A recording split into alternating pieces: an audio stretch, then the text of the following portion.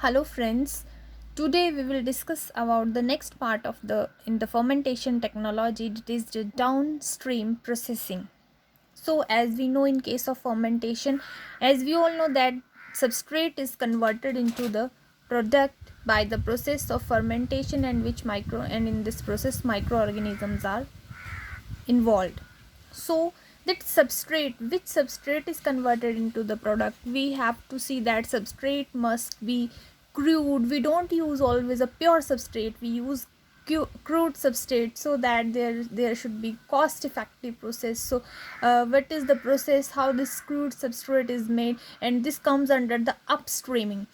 But now when we obtain the product from the substrate, that obtained product also contain various byproducts, also contain various cell debris, and we want the actual recovery of the useful product, and this process of actual recovery of the useful product is known as the downstream processing. That how the product can be processed so that they can be further sell to the market, and all those steps coming in between, that is known as the downstream processing.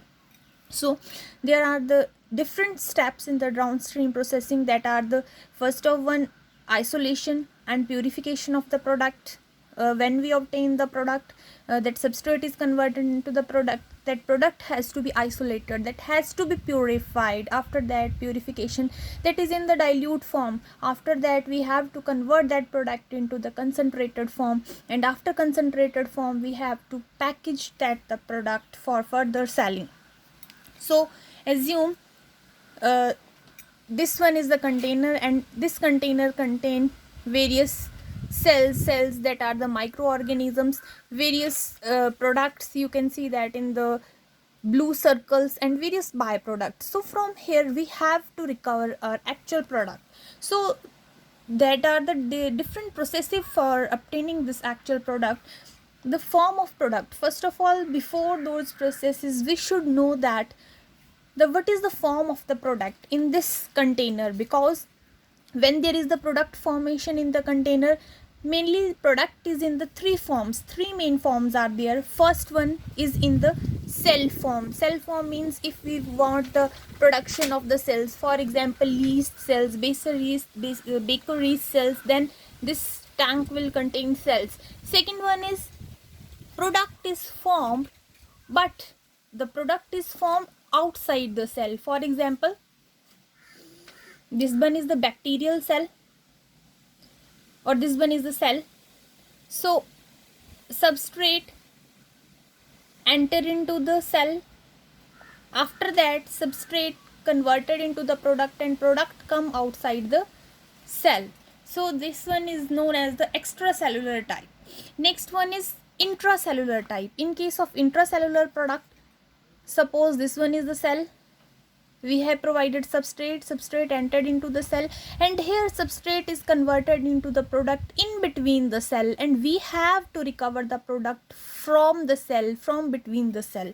This one is the intracellular type.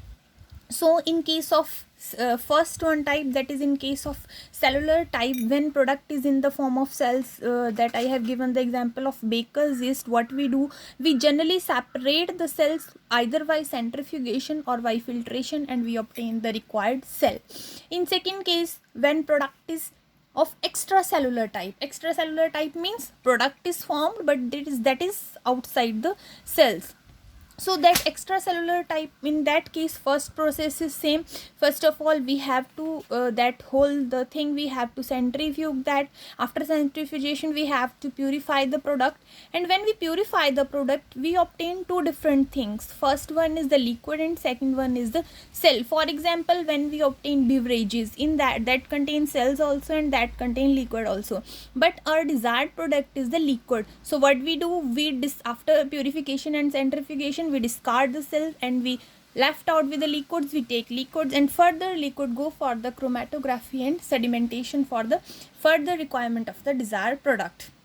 Next one is in case of intracellular type, when product is in between the cell like this. So how we will remove that product? In that case, first process is similar. We will centrifuge that, and after that we will filter that.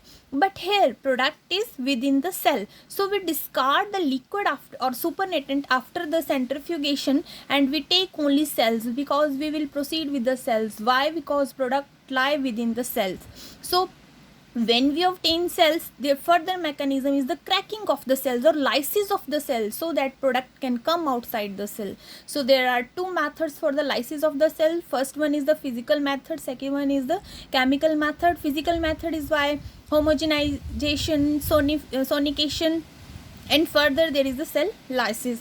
And chemical method is by treating the cell with various chemicals like salts, surfactants, osmotic shocks, freezing, or lightning enzymes. So this one is the chemical method. After that, when in this method, that is in intracellular type, when there is the lysis of the cell, then again centrifugation occur. Why centrifugation occur? When there is the lysis of the cell, product comes, but with product cell debris also come, some parts of the cell membrane also come. So to remove these cell membrane, centrifugation occurs. So we will take liquid from there and discard the cell debris, and further liquid we will treat that liquid, and further filtration and concentration and packaging of the liquid occur. So this is further is the, this whole is the isolation, that how we isolate the product. And after that, next one is concentration. When we isolated the product, the obtained product, I have already said that in the liquid form. For example, you are extracting some acids and you have obtained that in the form of liquid, and you have a lot of gallons, a lot of containers to apply, and this will create a load. So to after concentrating that product, you can sell that in the pouches. So in all these types, product formed is in the diluted form. So that product is concentrated by following methods. First one is crystallization. After that we use chromatography for the concentration, and finally we use the evaporation, and various evaporators are used for the concentration. When we have concentrated the product, finally it is ready for the packaging. So in the packaging, three processes occur, three methods occur. First one is the crystallization, after that lyophilization, drying, semi-drying methods we use for the packaging, and after that our product is ready to sell. So in this process of the, in this downstreaming process, this process involve more than 50% of the manufacturing cost. Means that how much amount that product has taken for the manufacturing, more than 50% amount is spent in this downstreaming process. And at each step of the downstreaming there is the product loss. So things we should always in our mind while we are downstreaming the product, that downstreaming should be efficient. It should involve as few as possible steps, because to avoid the product loss, and it should be cost effective. Thank you friend for watching the video. Thank you.